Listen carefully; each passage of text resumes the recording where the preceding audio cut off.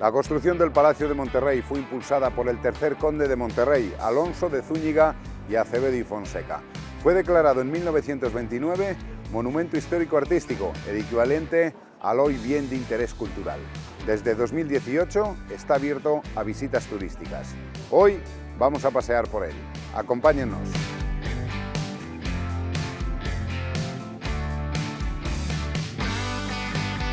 Es uno de los monumentos más emblemáticos del plateresco salmantino. Quedó muy maltrecho tras la Guerra de la Independencia y las guerras carlistas. Fue rehabilitado a mediados del siglo XX. El dormitorio de invitados más especial da acceso a esta terraza que nos otorga unas vistas privilegiadas de la ciudad. No solo se pueden visitar lo que son las zonas nobles, los salones donde habitualmente habitan los miembros de la Casa de Alba, también las estancias que ocupa el servicio doméstico. Buenos días, Jennifer. Hola, buenos días, José Ángel. Gracias por recibirnos. Hoy venimos a pasear por el Palacio de Monterrey. Muy bien. Así que nos ponemos a tu disposición para conocerlo. Estupendo. Muy bien, pues bueno, vamos a empezar, si queréis, aquí, que es donde empiezan las visitas normalmente. Os explico un poquito pues, los detalles históricos y enseguida vamos a conocer la casa. ¿Qué tenemos aquí? Bueno, pues esto sería la entrada del palacio, que es donde empiezan las visitas, y por esta puertecita que tenemos aquí a mi derecha se entraría a la zona del servicio doméstico, que también es visitable. En 2018 es cuando se empezó a visitar, ¿no? Eso es. Entonces lo tenía la Casa de Alba para uso particular. Sigue siendo para uso particular, puesto que la casa sigue siendo una vivienda habitable, que el duque de Alba y la familia sigue utilizando de manera habitual. Pero sí que es cierto que a partir de 2018 las visitas empezaron a ser de manera constante, todos los días. Pero entiendo que las dependencias que ellos usen cuando vienen, esas no son visitables, ¿no? Esas, en este caso sí. Ah, sí, también. Sí, en este caso todas las dependencias que la familia utiliza para uso privado también se visitan de manera regular. Lo único pues, que mantenemos en privado son los dormitorios, pero sí que vamos a poder ver uno de ellos.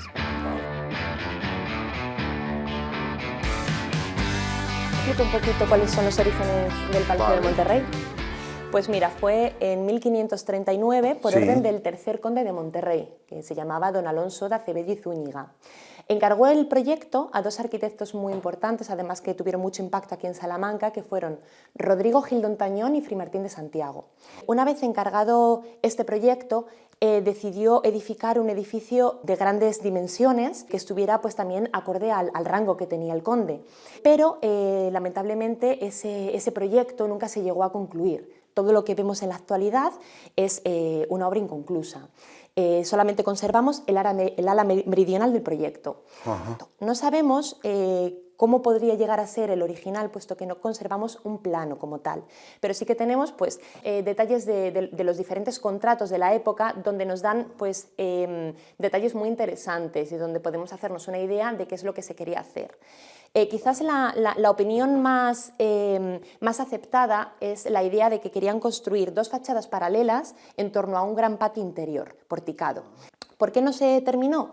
Pues principalmente por motivos económicos, ya que bueno, gran parte de las partidas económicas del conde pues, iban destinadas a la ayuda imperial en la lucha contra los otomanos en Viena y también pues, a engrandecer su propia hacienda en Monterrey, en Galicia.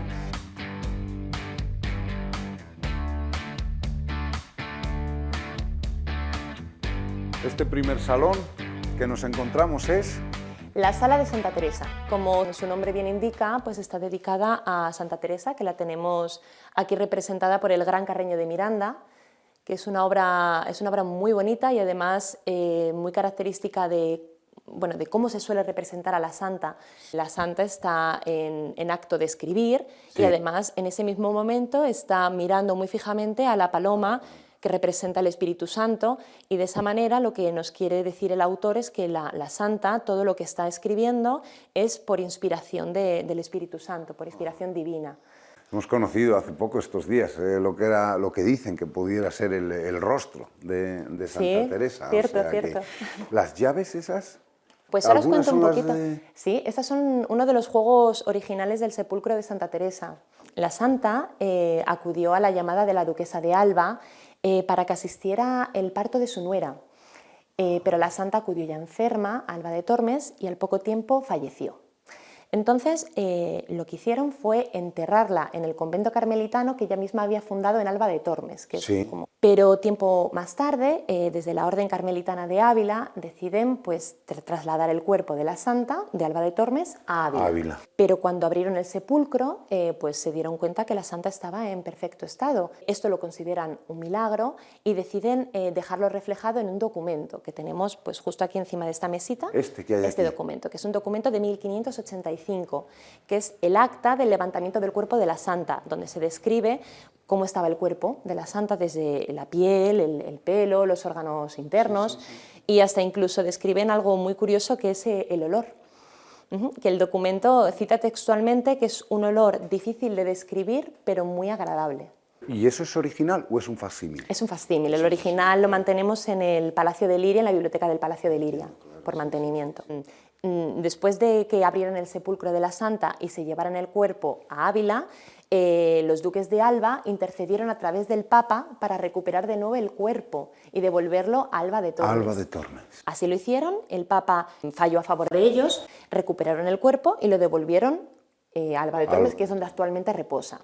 Y tiempo más tarde es cuando se custodió el sepulcro por una serie de cerraduras que en total constaban de 10 llaves, que se dividieron en 3 juegos diferentes, que se repartieron de la siguiente manera.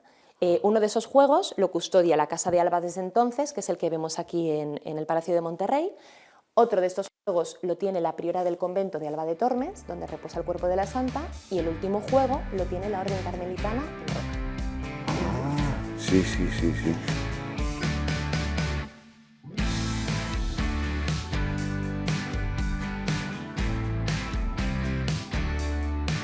Estamos entrando en el vestíbulo del Gran Duque de Alba, que como puedes ver le tenemos aquí representado por Alonso Sánchez Coello.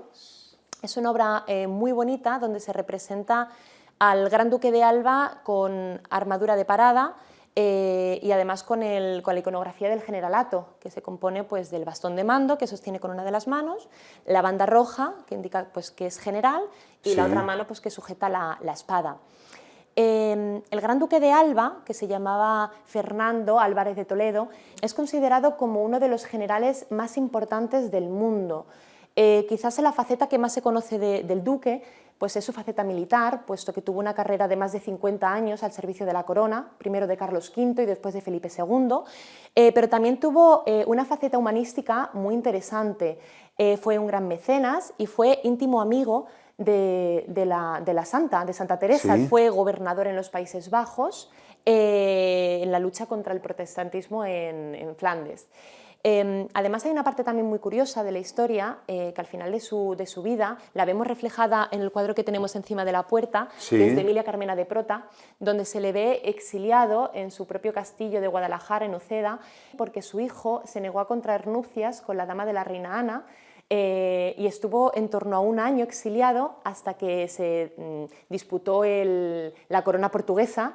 Felipe II necesitaba a su mejor general y su mejor general seguía siendo el Duque de Alba, por lo que le sacó del exilio. Fue precisamente cuando ganamos la batalla de Lisboa y conseguimos la corona portuguesa para España. Pero entiendo que en aquella época de matrimonios también concertados le exiliaron a él porque a lo mejor entendía que él había tenido algo que ver en la negativa de su hijo, porque si no, ¿cómo le hacen pagar a él? Claro, al final pues él apoyó la negativa de su hijo y por ello pues también fue castigado junto con su hijo, claro. Pues si quieres, seguimos, te enseño la parte de arriba.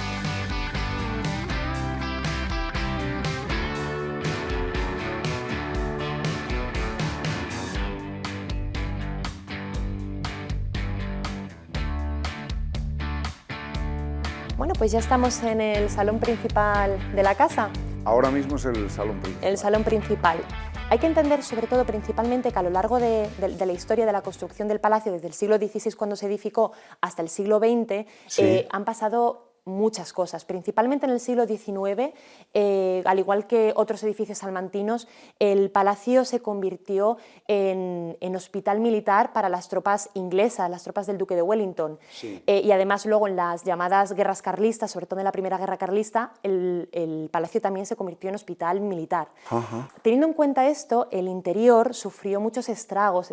Tenemos documentos donde se habla de que faltan tejas, que el suelo estaba destrozado, las paredes agrietadas. Entonces no es hasta el siglo XX cuando principalmente el XVII duque de Alba, don Jacobo, decide pues, devolver el esplendor del palacio de los tiempos pasados, y es cuando hace una reforma completa del interior. Hace trabajos principalmente de carpintería, fontanería, calefacción, rehabilitando la casa por completo e inaugurándola en 1949. Después de esto, los trabajos los sigue su hija, doña Cayetana, y el duque don Luis. Y principalmente en esta planta de aquí Sí. fueron donde se llevó quizás la obra más importante de la casa, puesto que esto originalmente... ¿Dónde ahora estamos? Donde estamos ahora, en esta planta, no solamente en el salón, toda la planta toda la entera, planta. era originalmente una galería al aire libre. ¿Vale? Era muy parecida a la galería que O sea, tenemos justo ¿esas enfrente. ventanas no estaban? No estaban las ventanas, estaban los arcos de piedra, pero no las ventanas. Esto servía originalmente, bueno, pues el origen de este tipo de galerías viene de la antigüedad, y el uso que se le daba ya en los palacios renacentistas pues era a modo de paseador, de mirador, de solana, que ya en el siglo XX pues, doña Cayetana decidió cerrar. Estos trabajos los hizo Manuel Cabáñez, que era uno de los arquitectos de la familia, y decidió colocar estas ventanas inspirándose principalmente en la Universidad de Alcalá de Henares, que era una obra también de Rodrigo Gil Dontañón. Vale, sí. Aquí en el salón también me gustaría comentar, al igual que en toda la casa, cómo podemos ver que recuerdos familiares, fotografías de la familia, se entrelazan de una manera muy bonita junto con las obras artísticas. Que además aquí en el salón me gustaría hablar de estos dos grandes paisajes, puesto que son dos de las obras más importantes que tenemos en el Palacio de Monterrey. Estos dos cuadros. Estos dos cuadros. ¿Son de? José de Ribera. Pero explico un poquito, porque no siempre se supo que eran de José de Ribera, que es lo curioso. Hasta el año 1982 se pensaban que eran pues, dos anónimos italianos. Ayer, prácticamente. Ayer, sí. A los cuales pues, tampoco se les daba demasiada importancia, hasta que, como digo, en el año 82 la duquesa doña Cayetana decidió restaurarlos. Tenían una capa de barniz que nunca se había quitado, con lo cual ese barniz, pues, con la oxidación, estaba muy oscuro, no se intuía prácticamente nada de la obra, y cuando quitaron ese barniz, lo que encontraron, aparte del paisaje, fue la firma de José de Ribera. Fue pues, una sorpresa bastante importante, pero la sorpresa no solo acaba ahí, sino que si tenemos en cuenta la trayectoria de José de Ribera, nos damos cuenta de que son los únicos paisajes que se conocen del pintor, con lo cual se convierten en dos obras únicas. Ajá. Son paisajes totalmente del imaginario del pintor, pero que tienen mucha similitud con obras, con los fondos de las obras que él normalmente pintaba.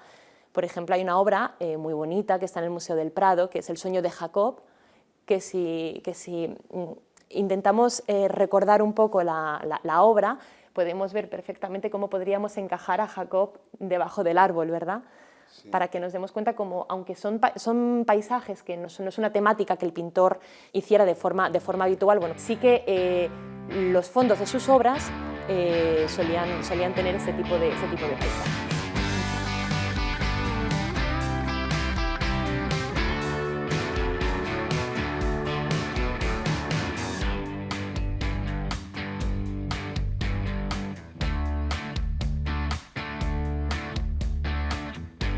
¿Y esta sala es, Jennifer? El comedor de la casa. El comedor. Bueno, yo creo que la mesa invita a pensar en ello ya, ¿verdad? Sí, desde luego. Y quizás de esta sala, una de las cosas de las que me gustaría hablar es del alfarje, del techo, que es un alfarje mudéjar, con madera policromada, pero que no estaba originalmente aquí. Pensar que seguimos en la galería que estaba al aire libre. Toda esta Iba a planta, decir, claro. Ese muro de ahí ha sido posterior. Ese muro, precisamente Creemos. ese no, porque ese pequeño pasillo por el que acabamos de pasar corresponde arquitectónicamente con la torre central. Entonces, Vale. los muros de la torre sí que son originales. El Vale. resto de muros no, pero los de la torre sí. Porque veo que los arcos sí son como lo que hemos visto anteriormente. Claro, porque al final era un corredor al aire libre que estaba simplemente pues, interrumpido por los muros de la torre. Ajá.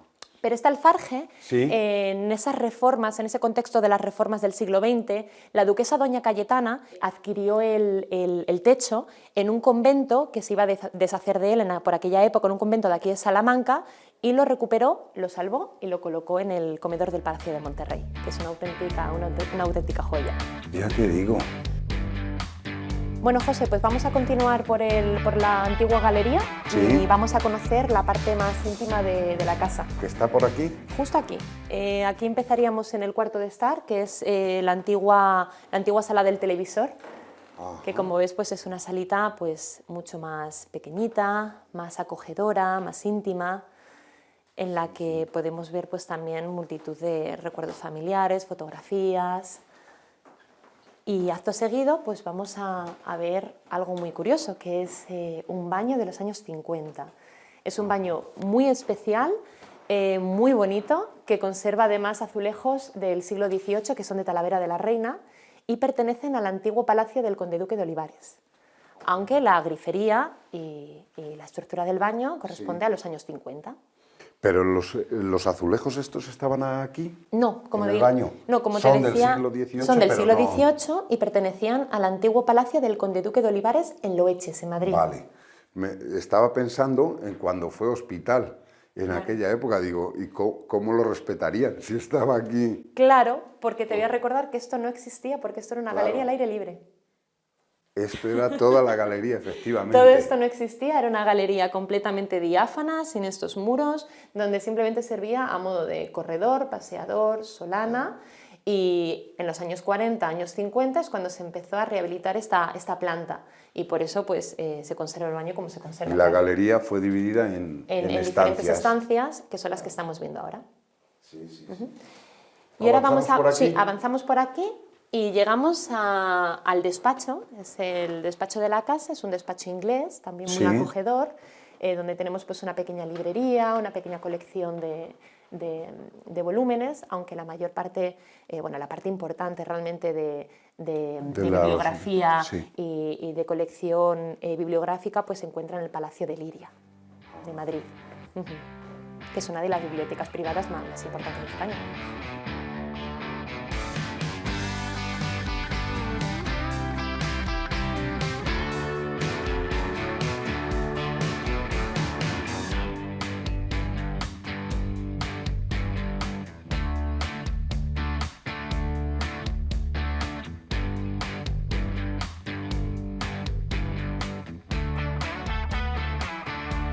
Estamos en los aposentos. Estamos en el dormitorio, en el único dormitorio que es visitable del palacio. Ajá. Y es visitable porque aquí fue donde se alojó en varias ocasiones el antiguo príncipe don Juan Carlos, el rey don Juan Carlos. Sí. Pero claro, aquí se alojó mientras era príncipe. Aquí todavía cuando se alojó en esta habitación no era rey. No era rey. Pero sí que, aunque no fue en esta habitación, sí que se ha alojado un rey en este palacio, que fue Alfonso XIII. Ah, Alfonso XIII. Por eso, las cadenas que vemos encima de la puerta, en la entrada principal del palacio, Sí. indican precisamente eso, que en este palacio ha pernoctado un rey. Anda. Sí, sí, sí. Pero esta habitación también tiene mucha más historia, puesto que esto todavía seguía al aire libre y estos pequeños bancos... Como la galería. Claro, exacto. Y aquí es donde pues, se podía ya descansar finalmente para poder aprovechar la luz del sol, y las damas principalmente pues, es donde podían bordar, coser, leer. No te lo comentaba antes porque como no veía el arco, Claro. pero no me imaginaba que siguiera Es que al aire libre, dentro pero de sí la- es verdad que las ventanas son prácticamente iguales, cambia el tamaño. Claro, toda la galería son ventanas de medio punto, peraltadas, pero en la torre, tanto en la torre central como en la torre de la esquina, que es donde nos encontramos actualmente, al exterior son ventanas cuadradas, pero al interior son ventanas pues abocinadas con, bueno, pues va cambiando el motivo porque Sí. unas ventanas son cóncavas, Sí, sí, otras sí, convexas, sí, sí, pero sí. recuerdan como a una concha, son como aveneradas.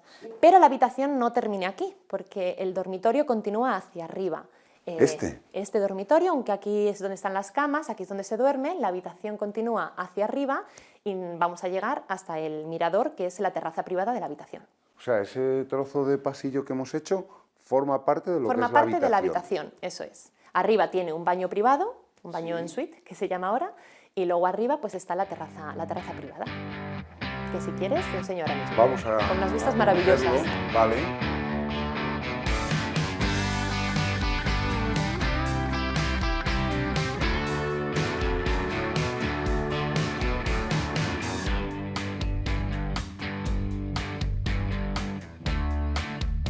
Pues estamos en la entreplanta, que aquí es donde se ubicaría el baño de la habitación. Ajá.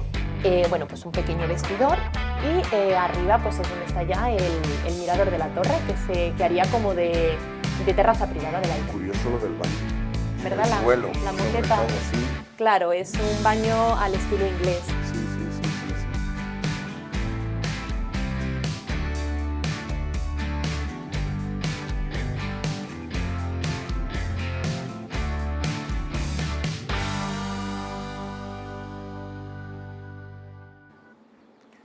Estamos en el punto más alto. El punto más alto Del del palacio. Sería el mirador de la torre principal, que también Sí. hace función de terraza privada de la habitación, con unas vistas yo creo que inmejorables. Que tenemos pues vistas hacia la Salamanca Monumental, donde podemos observar la Universidad Pontificia, la Iglesia de la Clerecía y más al fondo la catedral. Bueno, la verdad es que tiene vistas de todo, la Torre Cuadrada. Ahí ahora tenemos edificios Claro, modernos, son edificios... pero antes podrían ver la Plaza Mayor, ¿no? Quizás no llegaría a la Plaza Mayor, poco le faltaría, porque bueno, estos edificios se hicieron en los años 70, así que efectivamente bueno, pues ha cambiado un poquito las vistas hacia esa parte, hacia el norte de la ciudad. Pero una cosa muy bonita también que podemos observar desde aquí, desde la torre, son las chimeneas, las cresterías platerescas del palacio, que es una oportunidad muy bonita y muy interesante de poder ver la arquitectura desde cerca, que siempre la solemos ver desde puntos inferiores, donde no alcanzamos a observar los detalles. Y ¿Aquella es otra torre también? la torre, si recuerdas, que estaba el pasillo que estaba antes de llegar al comedor, sí. la torre central, pues esa es la torre central a la cual no hemos subido. Y podemos ver pues, bueno, tanto la decoración de los blasones del conde de Monterrey, las filigranas de las cresterías. Desde luego, no sé, me llama mucho la atención el hecho de que lo adornaran así, porque era prácticamente cosas que no se iban a apreciar, que no se iban Bueno, a ver. aquí te puedo hacer un pequeño apunte, porque precisamente el Palacio de Monterrey es uno de los primeros edificios donde se construyen chimeneas a la francesa, es decir, se construyen chimeneas para ser vistas. Normalmente en la configuración de los edificios, principalmente sobre todo en Salamanca, Sí. las chimeneas quedaban ocultas, no había ninguna intencionalidad de que se vieran, pero aquí en el Palacio de Monterrey, como digo, es de influencia francesa el hecho de que se hicieran chimeneas adornadas de gran tamaño y para ser vistas desde la calle. ¿Por dónde seguimos ahora? Pues la visita al palacio concluiría en esta torre. Aquí. Aquí. Y luego lo que podemos ver es la parte del servicio doméstico, que es como ver un poquito pues, la otra cara del palacio, que también es visitable. Esta ¿También se enseña? También se enseña. Ah, vale, vale. Aquí me refiero a que concluye la parte noble de la visita del Sí. palacio, y ahora vamos a ver la otra cara del palacio. Vale. ¿Me acompañas?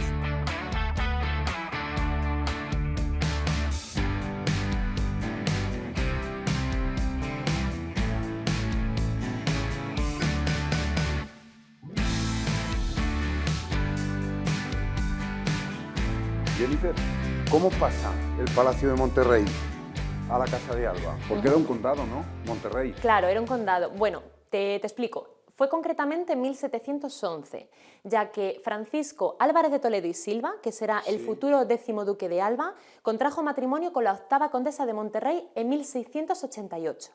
Pero ese futuro duque de Alba no estaba destinado a ser el heredero. puesto que era el segundo hijo del séptimo duque de Alba. Sí. Pero tras fallecer su hermano y posteriormente su sobrino sin descendencia, recae en su persona el ducado de Alba. Se encuentra al frente de la casa, claro. Efectivamente, y tras el matrimonio que tuvo anteriormente con la octava condesa de Monterrey, que se llamaba doña Catalina de Haro y Guzmán, tenía además otra serie de títulos nobiliarios, como por ejemplo la marquesa del Carpio, condesa duquesa de Olivares, y todo eso forma parte también, va a parar a manos de la Casa de Alba. ¿Seguimos por aquí? Sí, ahora recuerda que vamos a ver la otra cara del palacio, que es la zona del servicio doméstico, que es una parte que también está abierta al público, que es muy interesante porque no se suele siempre ver y además se conserva en bastante buen estado. Este sería el pasillo de las celdas del servicio, donde vamos a ver pues, una serie de habitaciones que formaban parte del servicio doméstico de aquella época, que son pues, pequeños dormitorios donde vemos pues, una pequeña cama, una mesilla, un armario y que además todas dan al jardín de la casa. Te iba a decir, todas las puertas estas son habitaciones similares a esa, ¿no? Todas, sí. Cambia el mobiliario, cambia un poquito el tamaño, pero todas tienen la misma disposición, todas son muy similares. Y si quieres, vamos por aquí.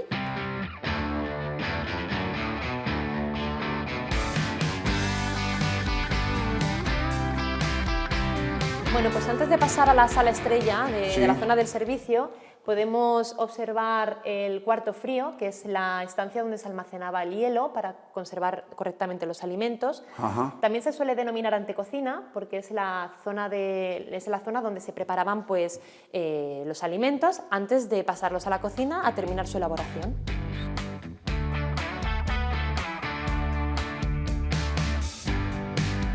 Las llamadas bilbaínas. Sí, eso es. Aunque esto se hizo en Madrid. Bueno, pues esta es la cocina del palacio. Es una cocina, bueno, pues bastante grande, es muy bonita, se conserva muy bien. Además tenemos también una colección de cobres muy completa, en muy buen estado de conservación. Y esto sería todo.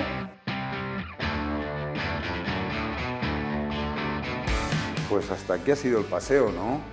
Bueno, yo espero que hayas disfrutado, Sin te haya duda gustado alguna. el palacio. Sin duda alguna. Y que vuelvas pronto. Seguro. Muchísimas gracias. Gracias a ti. Y a todos ustedes, ya saben que la próxima semana, el próximo martes, volvemos a tener una cita.